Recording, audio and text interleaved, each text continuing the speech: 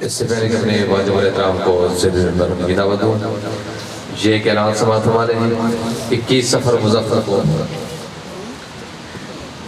ذریعہ امام حسین محلہ جعفر آباد میں شام 4 بجے 3 معمل مستورات میں برآمد ہوں گے اور مہاری بابا سید سلطان شرازی ہوں گے اور ذاکر سے مشتاق حسین شاہ جاگت، عامر عباس ربانی، علامہ جعفر جدوئی، ذاکر علی عباس علوی اور ذاکر انصر عباس قدیری اور دیگر علماء و ذاکرین خطاب فرمائیں گے۔ یہ 21 سفر مظفر کو 3 معمل شام 4 بجے ذریعہ امام حسین محلہ جعفر آباد چکوال میں مستورات میں معمل برآمد ہوں گے اور معمل کے مہاری بابا سید سلطان شرازی ہوں گے۔ تمام مؤمنین سے شرکت کی اصطلاح ہے۔ 13-14 سفر کے دن علی شاہ ڈھوک فتح شاہ برمغان بابا سید منظور حسین شاہ بابا سید علمدار شاہ کے زیر اہتمام بعد از نماز مغربین مجلس اذا ہوگی جس میں علامہ اسحاق ترابی خطاب فرمائیں گے۔ تمام مؤمنین سے شرکت کی اصطلاح ہے۔ صلوات سارے مل کے بلند آواز میں پڑھیں۔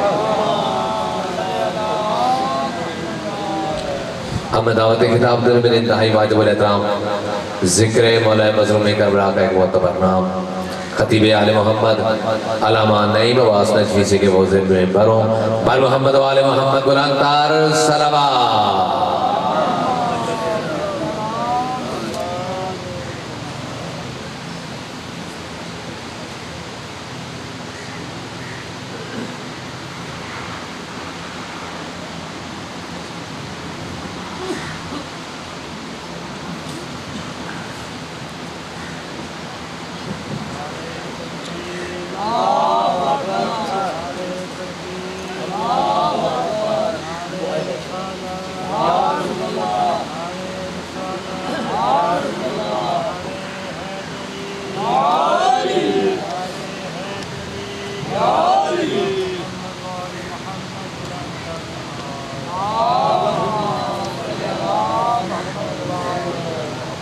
بار دیگر بلند تر صلوات۔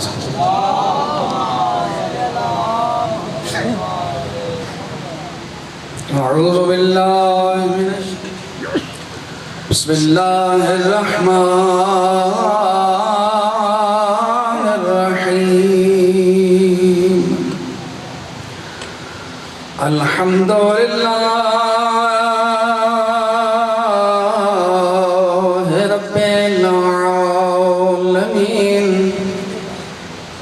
الصلاة والسلام على سيد الأنبياء والمرسلين وخاتم النبيين بالقاسم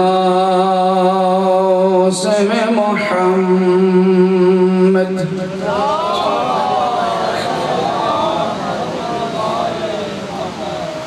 وآله الطيبين الطاهرين المعصومين الذين أذهب الله عنهم الرجس وطهرهم تطهيرا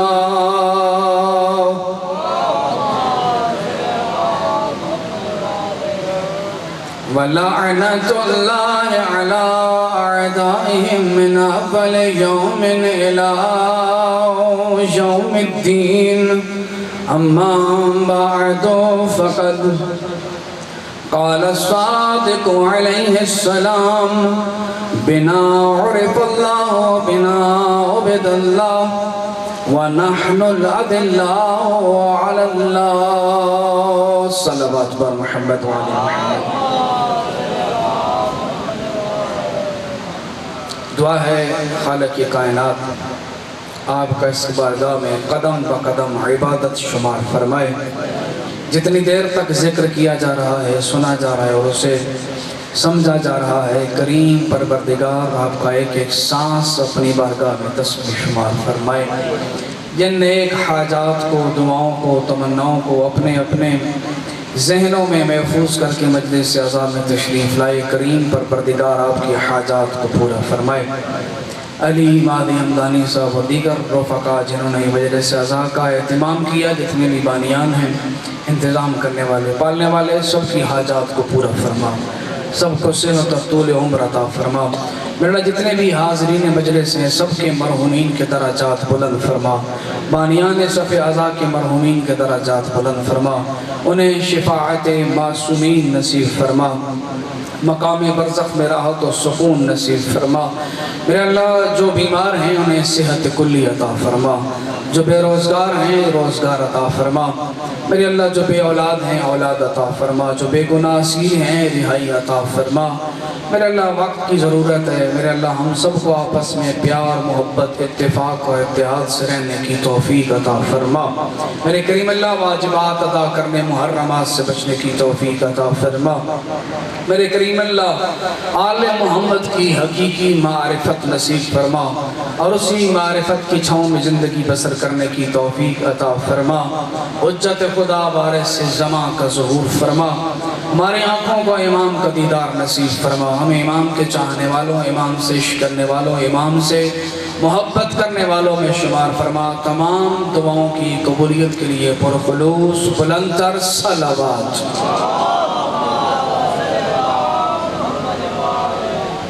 تمام تر حمد و ثنا ہے اس ذات پروردگار کے لیے کہ جس نے اپنی معرفت کے لیے ہمیں 14 لاریب اور بے عیب صحیفے عطا کیے، جن کی معرفت کے لیے اور جن کی شناخت کے لیے اتنا ہی کافی ہے کہ چھٹے تاجدار ولایت کا فرمان جو آپ کی سماعتوں کی نظر کیا، امام فرماتے ہیں دنیا والوں اس بات کو اپنے ذہن میں محفوظ کر لو، ہم 14 کا مقام اور مرتبہ یہ ہے، بنا عرف اللہ اس کائنات میں اگر کسی نے اللہ کی پہچان کرائی ہے تو وہ ہم 14 ہیں، ہماری وجہ سے اسے پہچانا گیا۔ بنا عبید اللہ، یہ جو سجدے کر رہے ہو، یہ جو رکوع و سجود کر رہے ہو، یہ جو نمازیں پڑھ رہے ہو، ان نمازوں کو بھی برقرار رکھو اور ساتھ یہ بھی یاد رکھو اس کی عبادت بھی کی گئی ہے تو ہم 14 کی وجہ سے۔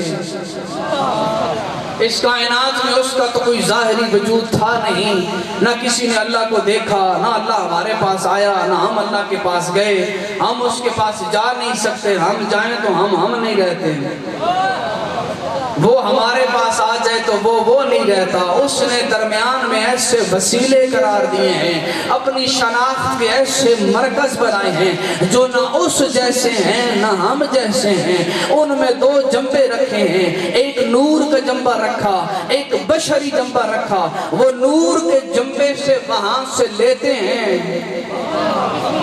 اور بشری جنبے کے ذریعے ہم جیسوں کو دیتے ہیں۔ اس کا مطلب ہے کائنات کو اگر صحیح پہچان کرائی ہے تو 14، کائنات کو اگر صحیح پہچان کرائی ہے اللہ کی تو وہ 14 نے کرائی ہے، اور یہ 14 کا ذکر ہی ایسا ہے، ان کی محبت اور ولایت ہی ایسی ہے جو انسان کے زندہ ہونے کی دلیل ہے۔ توجہ کیجئے گا، زندہ ہونے کی دلیل کیا مطلب؟ بھائی دنیا میں کوئی زندہ ہے یا مردہ ہے، معیار کچھ اور ہے۔ بندہ سانسیں لے رہا ہے، کھا پی رہا ہے، سو رہا ہے، جاگ رہا ہے، چل پھر رہا ہے، اپنا کاروبار کر رہا ہے، صبح جاتا ہے شام کو پلٹ آتا ہے، یہ زندگی کی روٹین بتا رہی ہے بندہ زندہ ہے۔ توجہ ہے، بندہ زندہ ہے، اور اگر کسی کی سانس کی ڈور رک جائے، سانسیں ختم ہو جائیں اور مسجد میں اعلان ہو جائے فلاں ابن فلاں رضائے الہی سے دنیا سے چلا گیا ہے، جس کا جنازہ فلاں وقت پہ پڑھا جائے گا، جنازہ گھر سے اٹھا لیا جائے، قبر کا تعویذ کھول کے اس مردے کو لٹا دیا جائے، دنیا والے کہتے ہیں یہ مردہ ہے۔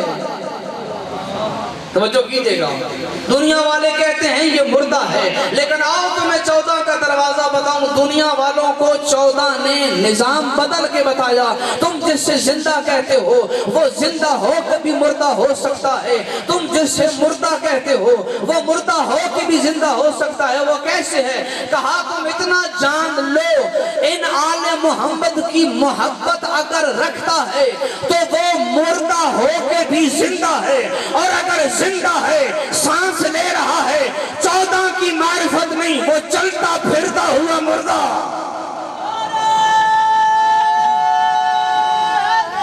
یا علی، وہ چلتا پھرتا ہوا مردہ۔ چلے اور آسان کر دوں، میں کہتا ہوں सांसें ले रहा है, जिंदगी गुजार रहा है, रोटियां खा रहा है, गिलास पे गिलास पानी के पी रहा है, जिंदगी गुजार रहा है। अली शनास नहीं, ये सांस लेता हुआ मुर्दा है।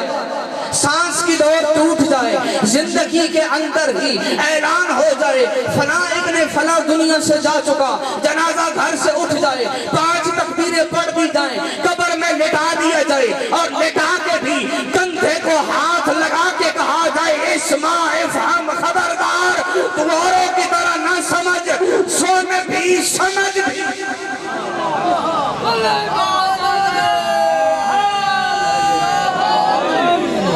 सुन भी समझ नहीं, मरे तो वो जो अली वाला नहीं है। इनकी मोहब्बत वो है जो इंसान को मरने के बाद भी मरने नहीं देती। ये वाहिद अहले बैत की मोहब्बत है कि मम्मा ताला हुब्बेना माता शहीदा।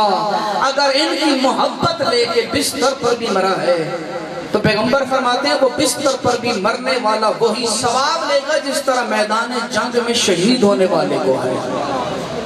कोई आम मर्तबा है इन 14 की मोहब्बत और विलायत कोई आम चीज है नहीं। ये इंसान को मरने के बाद भी मरने नहीं देती। और मैं कह रहा हूँ इस दुनिया वालों को पहचान कराई है अल्लाह की, और कराई है तो 14 ने कराई है। भाई अभी आप सुन रहे थे चिमटी का बड़ा प्यारा वाकया, तो 2-4 बातें मैं भी आपके गोश गुजार कर दूं, ठीक है। देखें अल्लाह ने हिदायत का निजाम बनाया।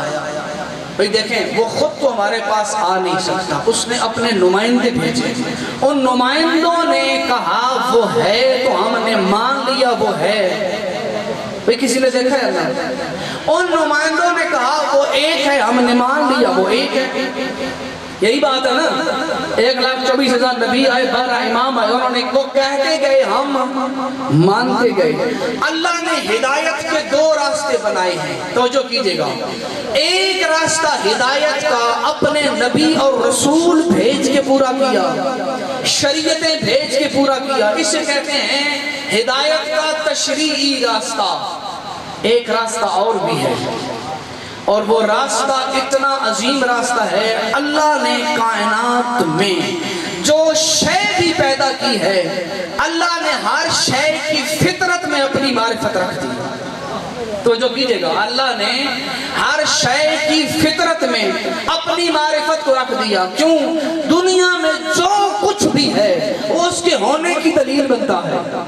छोटी छोटी चीजें हमें बता रही हैं कोई है कि जिसने कायनात को बनाया है। अब इसी से अंदाजा लगाएं, इंसान दुनिया में आता है, इंसान दुनिया में आता है, इंसान भी दुनिया में आता है, मवेशी भी दुनिया में आते हैं। गाय, भेड़, बकरी, भैंस, इनके बच्चे भी पैदा होते नहीं होते?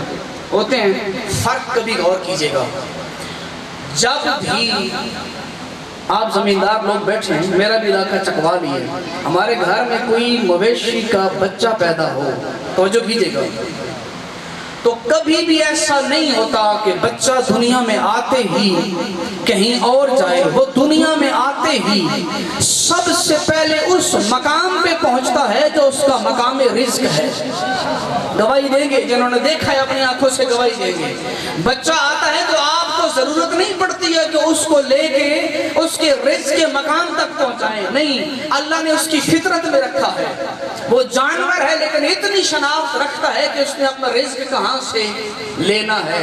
लेकिन ईमान से बचाएं, जब इंसान का बच्चा दुनिया में आता है, जब तक उसकी माँ उसके रिज्क के मकाम तक ना पहुंचाए, वो रोता भी है, वो चीखता भी है, उसे पता नहीं है कि मैंने रिज़्क़ कैसे हासिल करना है। तो आओ ना मिलके सवाल करें। पालने वाला इंसान अशरफुल मखलूकात, इसका बच्चा है तो आते हुए इतना जाहिल है, उसे ये भी नहीं पता कि रिज़्क़ कहाँ से लेना है। पालने वाला ये जो जानवर का बच्चा है, उसे इतना शऊर दिया, उसे बताना नहीं पड़ता कि मैंने रिज़्क़ कहाँ से लेना है। मैं कहता हूँ कमाल कर दिया। वो ज़ात यही जवाब दे कि तू गौर कर, मैंने दुनिया में हर चीज को उसकी जरूरत के मुताबिक हिदायत दी है। ضرورت کے مطابق ہدایت دی ہے. کیوں؟ اللہ یہی فرمائے گا کہ اس جانور کے بچے کو عقل اس لیے دی تھی, شعور اس لیے نہیں دیا تھا کیونکہ اس کی ماں عقل والی نہیں تھی. اگر وہ رزق تک نہ پہنچتا, وہ بھوکا مر جاتا, وہ رزق حاصل نہ کر سکتا. اس بچے کو عقل دے کے اسے رزق کا وسیلہ بتا دیا, اور انسان کو اس لیے نہیں بتایا, اس کی ماں عقل والی تھی. اس کی ماں عقل والی تھی. اس عقل والی ماں نے خود اس کے رزق کے مقام تک پہنچا دیا. لیکن جانور کی جو ماں ہے, گائے بھینس, اس میں عقل شعور نہیں تھا. وہ بچہ روتا رہتا, وہ کبھی اس کے مقام رزق تک. اس کا مطلب ہے کوئی ذات ہے نا جس نے ہر شے کو اس کی ضرورت کے مطابق ہدایت عطا کی ہے. ٹھیک ہے, اس کو کہتے ہیں تکوینی راستہ. ہر شے, ہر چیز میں اللہ نے ہدایت رکھی ہے. یہ درخت ہیں جو درخت اگتے ہیں, آپ نے دیکھا ہوگا کہ درخت جب اگنا شروع کرتا ہے, اگر کسی دیوار کے ساتھ ہو, اوپر چھت آ جائے تو وہ راستہ بدل کے نکل جائے گا. حالانکہ اس درخت میں اتنا شعور تو نہیں ہے, لیکن ایک ذات ہے, اس نے اس درخت کی ضرورت کے مطابق اسے شعور دیا ہے, اور اس کے مطابق وہ اپنا راستہ طے کرتا ہے. اور میں حیران ہو گیا, ہمارے اہل سنت علماء میں علامہ دمری کا نام بہت بڑا نام ہے, حیات الحیوان کتاب لکھی, اس کے اندر ایک واقعہ لکھا, بندہ حیران رہ جاتا ہے. وہ لکھتے ہیں کہ اونٹ عربوں کے اندر بہت مشہور ترین جانور ہے جو صحراؤں کا جہاز کہلاتا ہے.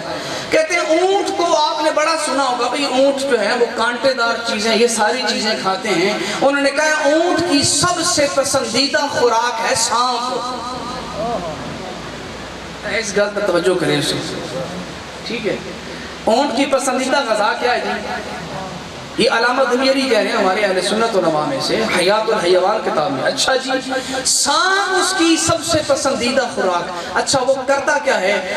جب کبھی اس کو سانپ ملتا ہے, اس کا طریقہ کار کیا ہے؟ وہ جب سانپ کو کھانا شروع کرتا ہے, اس کے منہ کی طرف سے نہیں کھاتا, اس کی دم کی طرف سے کھانا شروع کرتا ہے. اچھا, اس نے دم سے کھانا شروع کیا اور پورا سانپ نگل لیا. جب کھا چکتا ہے تو اللہ نے اس اونٹ کو شعور دیا ہے کہ جو چیز میں نے دی ہے نا, یہ چیز کوئی عام نہیں, اللہ نے اس کے وجود میں زہر بھی رکھا ہے. تو وہ زہر نکال کے نہیں, زہر سمیت سانپ کو کھا جاتا ہے. اچھا جب کھا جاتا ہے پھر کیا کرتا ہے؟ علامہ دمری کہتے ہیں کہ وہ سانپ کھانے کے بعد اللہ نے اس اونٹ کو اتنا شعور دیا ہے, اسے پتا ہے کہ اس سانپ کھانے کے اتنے گھنٹے بعد اس کے درمیان اگر میں نے پانی پیا تو زہر میرے پورے وجود میں پھیل جائے گا, میں زندہ نہیں رہ سکتا. اچھا تو زندہ رہنے کے لیے کیا کرنا ہوگا؟ کہتے ہیں وہ ایک خاص وقت ہے جب وہ جسم کے اندر ہضم ہو کے زہر ختم ہو جائے گا تو اس کے بعد وہ پانی پیے گا. اس سے پہلے وہ دریا کے کنارے پہ بھی کھڑا ہونا, وہ اونٹ پانی نہیں پیے گا. توجہ ہے, وہ اونٹ پانی نہیں پیے گا. اور اگلی بات علامہ دمری کہتے ہیں وہ دریا کے کنارے بھی بیٹھا ہو تو زور زور سے چلاتا ہے, بلبلاتا ہے. دیکھنے والے بندے کو لگتا ہے شاید کسی چیز نے کاٹا ہے, شاید کوئی زخم ہے جو اتنا رو رہا ہے, اتنا چلا رہا ہے.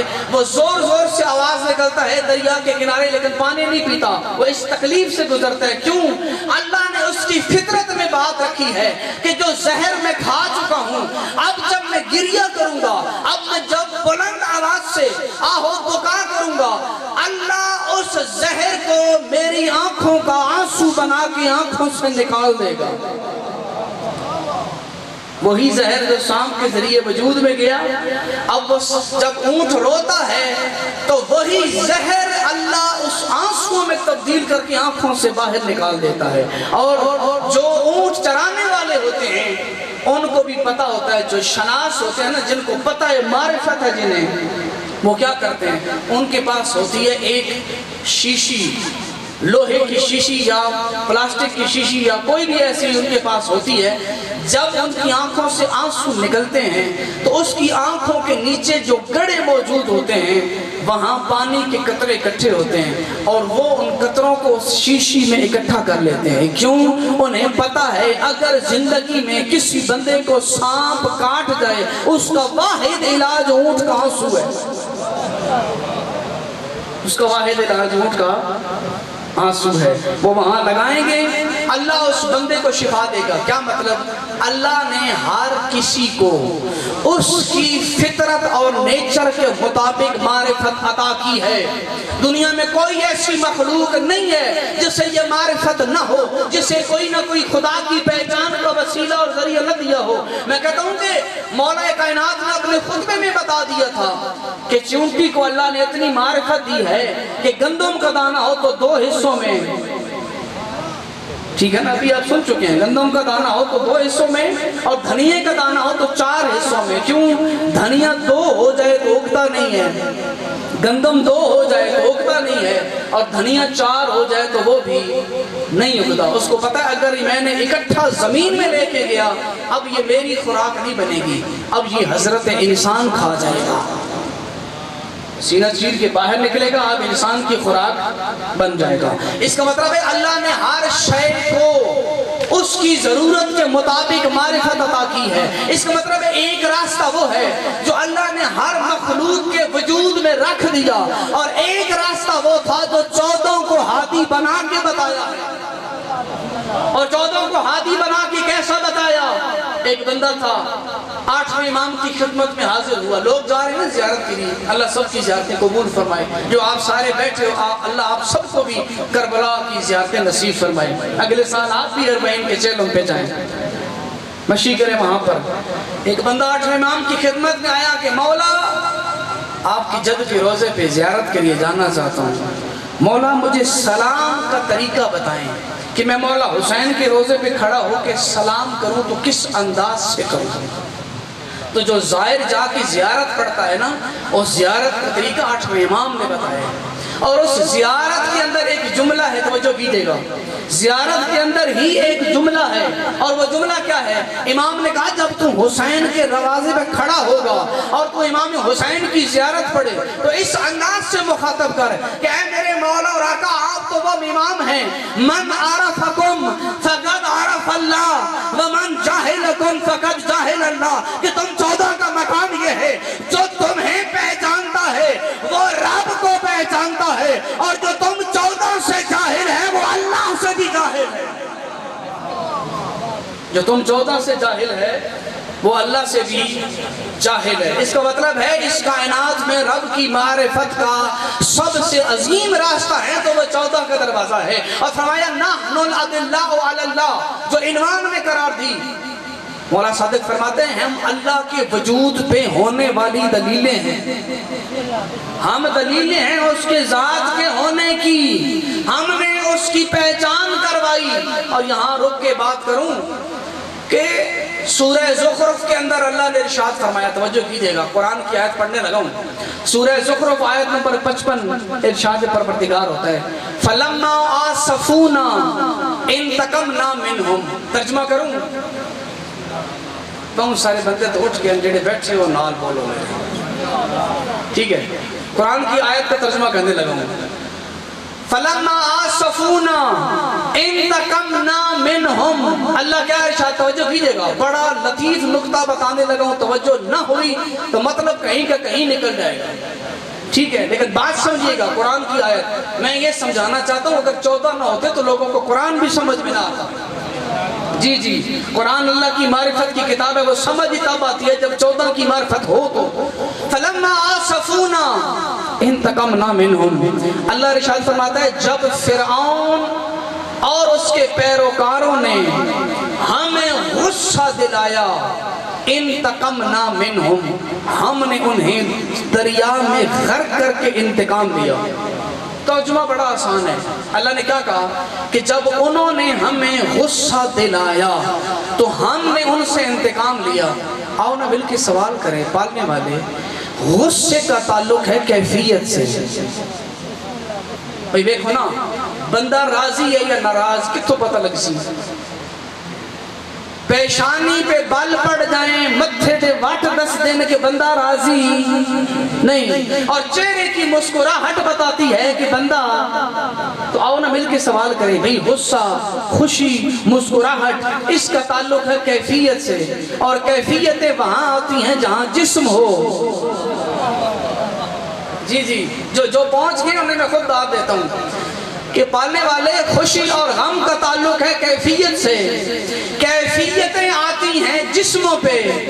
پالنے والا تیرا تو جسم ہے نہیں، تیرا تو وجود ہے نہیں، نہ تیری پیشانی ہے کہ جہاں کے بل ہمیں بتائیں کہ تو ناراض ہے، نہ تیرے ہونٹ ہیں کہ ان کی مسکراہٹ ہمیں بتائیں کہ تو راضی ہے۔ توجہ ہے؟ سوال تو ٹھیک ہے نا میرا کہ پالنے والے تیرا تو جسم نہیں، جسم نہیں تو کیفیت نہیں، کیفیت نہیں تو ہمیں کیسے پتا چلے کہ تو ہم سے راضی ہے یا ناراض؟ میں کہتا ہوں اگر 14 کا دروازہ نہ ہوتا قیامت تک یہ آیت سارے مسلمان بھی اکٹھے ہو کے سمجھ نہ سکتے۔ بھی قرآن میں تو اللہ کیا کہہ رہا ہے؟ بسم اللہ شاہ صاحب، قرآن میں اللہ کیا کہہ رہے ہیں کہ جب انہوں نے ہمیں غصہ دلایا، مختصر کر رہا ہوں بڑا، بس ایک دو جملے ذکر مسائل میرے پاس اچھے پڑھنے والے محترم انشاءاللہ بہترین مسائل سنائیں گے، اس جملے پہ توجہ کیجئے گا۔ میرا موضوع یاد رکھنا ہے کہ اس کائنات کو اگر معرفت کرائی ہے اللہ کی تو 14 نے کرائی ہے۔ جب آیت پیش ہوئی چھٹے امام کی خدمت میں کہ مولا قرآن تو یہ کہہ رہا ہے کہ اللہ نے کہا ہے کہ جب انہوں نے ہمیں غصہ دلایا تو ہم نے ان سے انتقام لیا، پالنے والے کا یہ ارشاد ہمیں سمجھ نہیں آیا، جسم ہے نہیں، جسم نہیں تو کیفیتیں نہیں، کیفیتیں نہیں تو ہمیں کیسے پتا چلے کہ رب راضی ہے یا ناراض؟ تو امام نے کہا سوال کرنے والے غور کر، ان اللہ عز و جل لا یعصف کعصفنا، خبردار اللہ کا غصہ، اللہ کا غضب تیرے اور میرے غضب جیسا نہیں جو چہرے اور ماتھے کے شکن کا محتاج ہو۔ تو پھر چھٹی لالی ولایت ہمیں سمجھائے نا، ہمیں کیسے پتا چلے کہ وہ راضی ہے یا ناراض؟ تو چھٹے تاجدار ولایت نے فرمایا ان اللہ خلق لنفسہ اولیاء فجعل رضاہم رضا نفسہ وسخطہم سخط نفسہ۔ امام فرماتے ہیں سوال کرنے والے یاد رکھ، اللہ نے اپنے لیے کچھ ایسے ولی بنائے ہیں، ان کی رضا کو اپنی رضا بنا دیا، ان کے غصے کو اپنا غصہ بنا دیا۔ اس کا مطلب ہے 14 راضی ہے تو رب راضی، 14 ناراض تو رب ناراض۔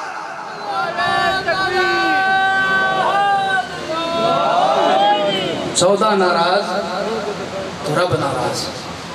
ان 14 نے کائنات کو بتایا کہ تمہارا پالنے والا، تمہارا خالق، تمہارا رازق، تمہارا رب کون ہے۔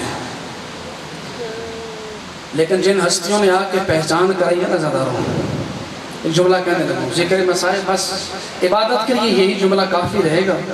جتنے تشریف فرماؤ مجلس اعزاء میں آئے ہو، زندگی کا پتہ نہیں ہے کب پھر مجلس اعزاء نصیب ہو۔ ایک جملے پہ غور کیجئے گا، جتنے شیعہ سنی بھائی بیٹھے ہو نا، اس جملے پہ غور کیجئے گا، تاریخ اٹھا کے دیکھو، جنہوں نے شریعت بتائی ہے نا اللہ کی، اس کائنات میں اتنے کسی نبی کے بیٹوں کو نہیں مارا گیا جس طرح محمد کی بیٹیوں کو مارا گیا۔ اجرکم اللہ۔ اس طرح دنیا میں کسی نبی کے بیٹے روتے ہوئے نہیں گئے جتنی بیٹیاں روتی ہوئی محمد کی گئی ہیں۔ علی کی بیٹیاں، کجا کوفہ اور شام کے بازار، کجا صحن تطہیر کی پلی ہوئی سید زادیاں۔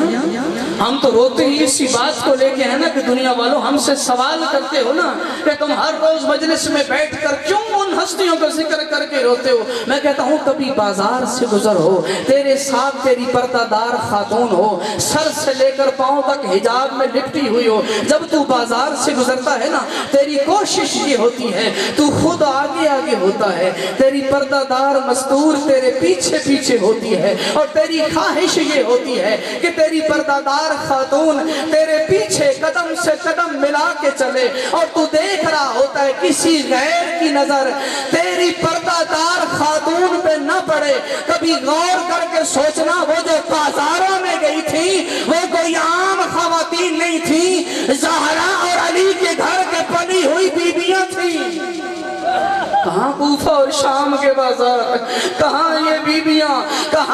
پیر کی بلی یہ سید زادیاں، جانیں گے کتنا پردہ عزیز تھا سید زادیوں کو۔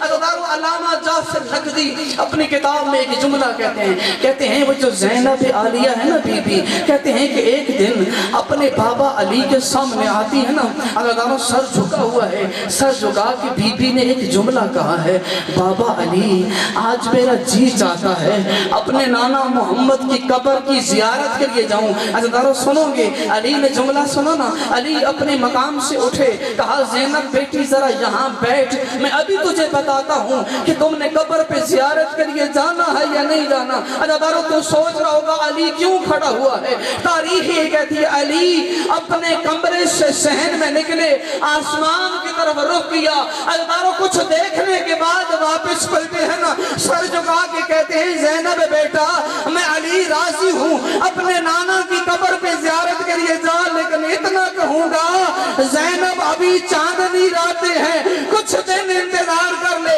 میں علی خود تجھے لے کے جاؤں گا۔ عزیزانو چاندنی راتیں ختم ہوتی، علی صحن میں آواز دیتے زینب بیٹا اٹھو اپنے نانا کی قبر کی زیارت کے لیے چلو۔ ارے جب بی بی اٹھتی تھی نا تو تنہا زینب نہیں اٹھتی تھی، عزیزانو کنیزوں کا ہجوم ہوتا، سر سے لے کر پاؤں تک حجاب میں لپٹی ہوئی زینب جب کنیزوں کے ہجوم میں اپنے نانا کے مزار پہ سلامی کے لیے جاتی، تاریخ کہتی ہے علی آگے آگے دوڑ رہے ہوتے تھے، اپنی آواز سے چراغ بجھا رہے ہوتے تھے۔ شاید وجہ یہ ہے کہ کہیں مدینے کے کسی صحابی کی نظر مجھے زینب کی بیٹی بھی نہ پڑے۔ آنا مل کے سوال کرتے ہیں مولا مدینہ شہر ہو، رات کا اندھیرا ہو، زینب حجاب میں ہو، میرے مولا یہ منظر اور ہے، شام کا بازار،